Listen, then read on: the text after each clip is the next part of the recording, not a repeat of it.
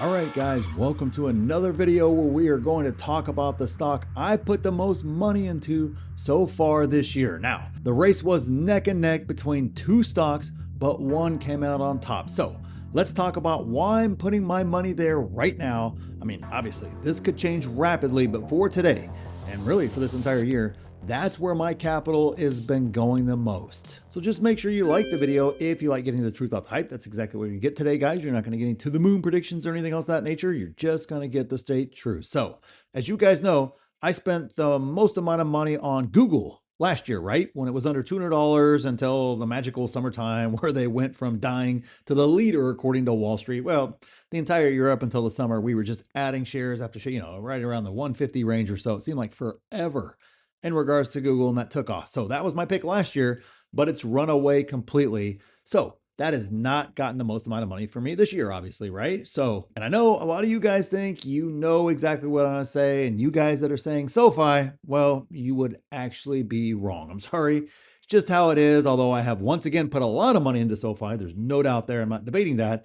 It took a while. You got to kind of remember where SoFi started at the beginning of the year, right? Still coming off that all-time high at $32, way, way overvalued. So it took it a little while to come back down to a price where it was undervalued and I wanted to buy again. So although it was close, instead of SoFi, the most capital went to Amazon. So the question comes, why is Amazon my number one pick right now? So let's talk about that. Get you guys the 4 reasons why. And of course, the last reason is probably the most important reason overall. But let's start off with number 1, which it's been out of favor for over a year now, which is my favorite situation for a stock to be in. I don't want to buy it when everybody else wants to buy it because typically, not 100% of the time, but typically it's extremely overvalued, right? Nobody wanted anything to do with Palantir when it was at $6. Nobody wanted anything to do with Meta when it was at $80. Nobody wanted anything to do with, Google last year at $150. Nobody wanted anything to do with AMD for years at under $100 before it took off. That was another group favorite right there that everybody was piling into in the group when it was way down at where it seemed like a lot of folks were piling into in our group there. That's not when I want to buy it. Those right there are the times when I want to be in a stock, is when it's out of favor, especially for an extended period of time, not just for the news flash of the day or whatever, but for an extended period of time. It's out of favor. Nobody wants it. It's not the talk of Wall Street. It's not all over social media. And if it is all over social media, it's always negative, right? It's always, bad stock, dead money. All of those are, compare it to this. Let me compare it to that, as if all these people made all these different predictions and all, of course, put their money there too. And of course, they made the money on it and then got out the right price and all that good stuff like that. Never happens. So I love it.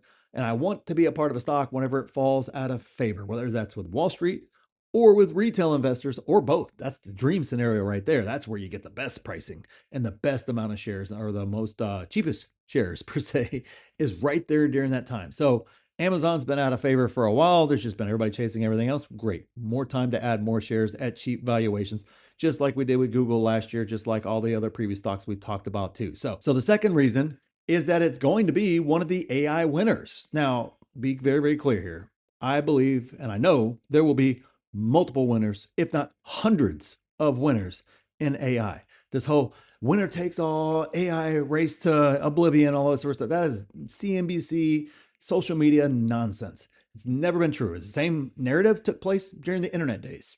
Well, how many companies have thrived, turned into trillion-dollar companies on the backs of the internet, right? Lots of people won the internet, just like lots of people are going to win AI. Those are just facts. And I believe Amazon is going to be one of the big winners in AI. Now, what is AI going to look like? Is it going to look like what you think of whenever you think of AI? Maybe, maybe not.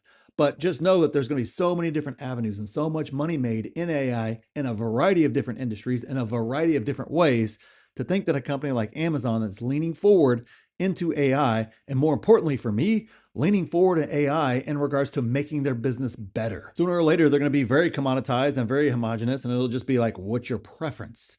Has nothing to do with which one's great, which one doesn't. Now, of course, you can make business cases and how you build businesses around that. It's very, very different. But Amazon is taking the approach that a lot of their AI initiatives are actually around making the company better. So I truly believe the money that they're putting in there, the CapEx that they're putting into it, is going to be well justified, well spent long term. Short term, we'll see. Long term, hey, to think these guys aren't going to be one of the winners, to me, is just severely underestimating this company by a mile. But number 3 is actually one of the most important things, and listen to me all the way through as we kind of get through this example here. And the third reason is the moat continues to grow. Okay. And let me just kind of give this kind of a pulled back, big picture example here. All right. Whenever I think of most for companies, people get all down in the weeds on all this different stuff. And, you can't copy this tech, you can't copy that tech, whatever the case is. Another way I like to, or when you have a huge winner in terms of moat, is when you talk about the different business lines of the company and you have to name off in order to find a competitor, a different company for each one of those. So if it's got 35 different arms to the business, and every single arm, the nearest competitor or the competitor that they're chasing is a different company, that's how you know your moat is unreal, because who else can compete in all those categories at the same exact time? It doesn't mean they have to win every single category. They absolutely don't. But when somebody says, oh, they don't really have a moat, because, they don't do this better than X company. And then they don't do, this arm over here better than Y company. And then before you know it, you've talked about 35 different companies. It takes 35 companies to compete with one company overall. When you go through all the different business lines, that's a business with an unreal moat. And that right there is what I love about Amazon is, sure, maybe they do get disrupted in one of the 35 different arms. Guess what? They got 10 other arms in development right now, most of which are leaning forward or themselves disrupting, like prescription medications for, here in the US in terms of delivery of those and such. That's a huge disruption to that industry. And if they're able to break all the way through, that is massive, massive for the company itself. But that's just one of a bunch of different arms that they have out there. So for me, their moat continues to grow, and they're actively trying to grow it. They're actively pouring money into it. And oh, by the way, just like AWS, several of these are going to end up going from, ha ha ha, what the heck is Amazon doing, to, wow, they're the best in the business at doing it. Now, it's not going to be all of them for sure, but a lot of them absolutely is going to be there. So whenever you have a business that's that way, the moat is just unreal. It's untouched. It's really, really makes it virtually impossible to disrupt that business that way. And the last reason, and of course, to me, it is the most important reason when I'm looking to buy a stock, and that is valuation.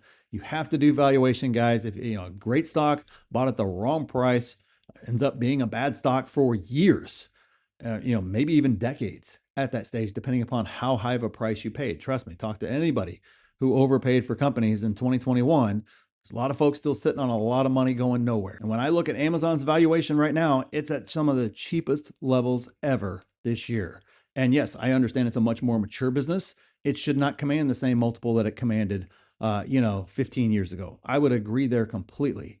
But whenever you start seeing it trading at cheaper multiples than stocks like Walmart, McDonald's, stuff like that, that's just ridiculous. That's just Wall Street mispricing. Shiny object over here is shining, and over here is Amazon, and not very shiny for right now, but that's exactly how they run the business. It's boring. They don't do what Wall Street wants a lot of the time. And you can see it right there in its historical stock price as it kind of comes up.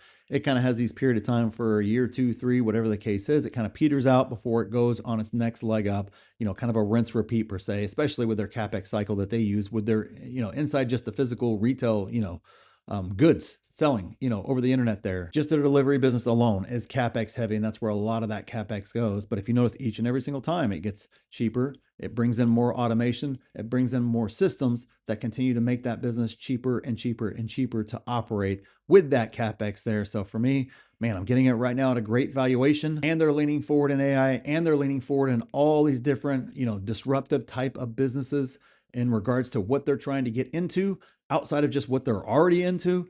And it's just, for me, it's a no-brainer at this stage. I got to continue to buy this stock. Want to leave it for me for another year? Great.